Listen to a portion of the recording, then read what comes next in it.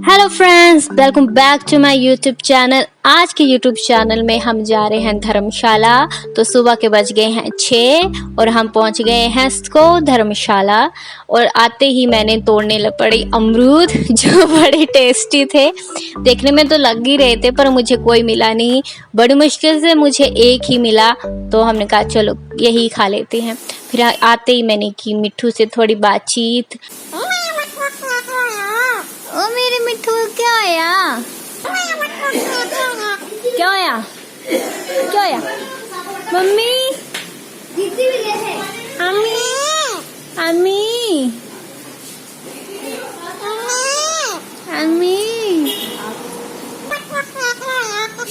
इसके बाद गए हम पानी लेने के लिए। पानी लेने के बाद हम गए धर्मशाला की ओर। धर्मशाला की वादियों को देखो, इतनी सुंदर लगती है ना। फिर यहाँ पे मुझे कोई काम था, मैंने यहाँ से कोई फॉर्म लेना था। मैंने फॉर्म लिया और साथ में थोड़ी सी वीडियो बनाई, अच्छी अच्छी सी। रील वगैरह तो मुझे आती नहीं बनाने। उसके बाद मैं गई मंदिर में। यहाँ पे एक छोटा सा मंदिर है, वहाँ पे मुझे मिल गए बुद्धा। तो मैंने सोचा क्यों ना मैक्लोडगंज आया जाए, करना तो है ही नहीं। तो मैं पैदल ही मैक्लोडगंज के लिए चल पड़ी थी।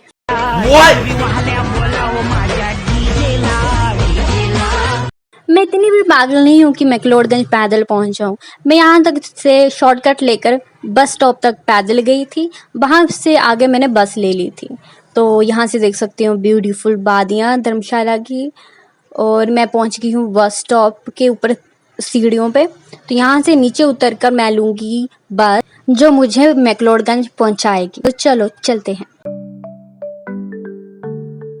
तो मुझे मिल गई है बस। तो इस बस में बताया गया था कि 30 रुपये किराया लगता है मैक्लोडगंज के लिए, पर मैं 20 रुपये में पहुंच गई थी। पहुंचकर मैंने किए बुद्धा जी के दर्शन, जो बहुत सुंदर लग रहे थे यहाँ पे। और यहाँ पे शायद कोई फंक्शन था। बहुत सारे लोग जो सीढ़ियों के नीचे रेड कलर की ड्रेसेस पहनकर घूम फिर रहे थे। मैं बाहर ही बैठी हुई थी, क्योंकि जब मैं पहले अंदर गई थी तो ये लड़का और इसके साथ 2 लड़कियां बैठकर ध्यान वगैरह कर रही, तो मैं डिस्टर्ब नहीं करना चाहती थी इन्हें। तो मैं बाहर ही बैठ गई, तो बाहर से वीडियो बना रही थी। तो ये रहा बाहर से व्यू।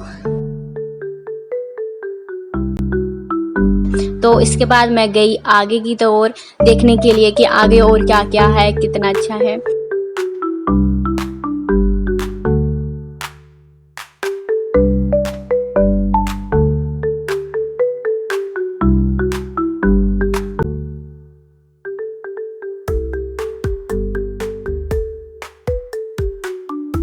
और ये धर्मशाला की वादियाँ जब मैंने देखी तो मुझे लगा कि पता कि बड़ी जल्दी बस मुझे निकलना है यहाँ से, क्योंकि मौसम हो गया था खराब और बारिश कभी भी लग सकती थी।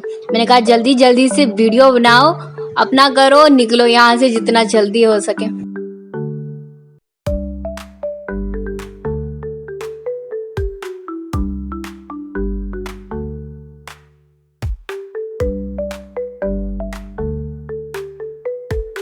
और ये रही वो कल्चरल ड्रेसेस रेड कलर की जो पहनी हुई है इन सब ने। मत्था टेकने के बाद मैं आ गई हूँ बाहर बुद्धा मंदिर के।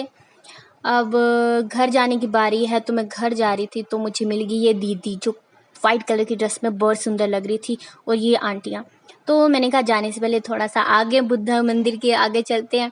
तो यहाँ पे मिल गए मुझे अंकल, जिनसे मैंने की बात और पता किया थोड़ा वगैरह यहाँ के कल्चर का, और पूछा कितना टाइम हो गया इन्हें यहाँ पे रहते हुए। तो उन्होंने कहा 80 साल हो गए हमें यहाँ पे रहते हुए।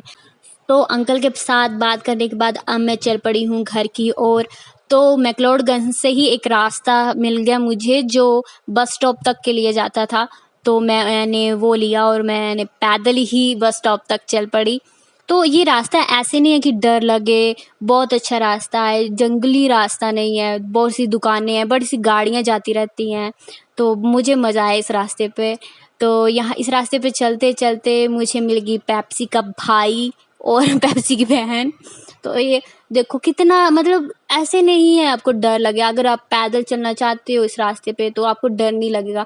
बट देखो कितनी सारी दुकानें हैं। पहले मैं सोच रही थी शायद जंगली रास्ता होगा, लेकिन नहीं, बड़ी दुकानें हैं और बड़े घर हैं।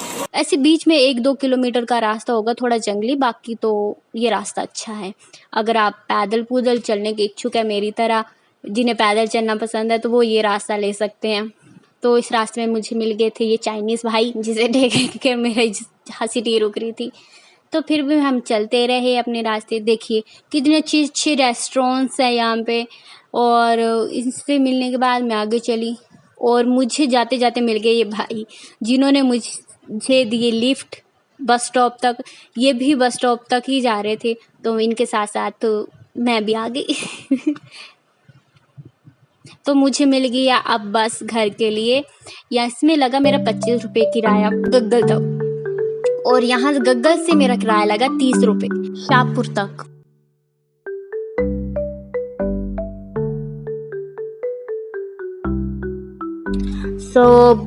बहुत से बस के झटके खाने के बाद मैं पहुंच गई हूँ शाहपुर। तो इसी के साथ मेरे ब्लॉग खत्म होता है।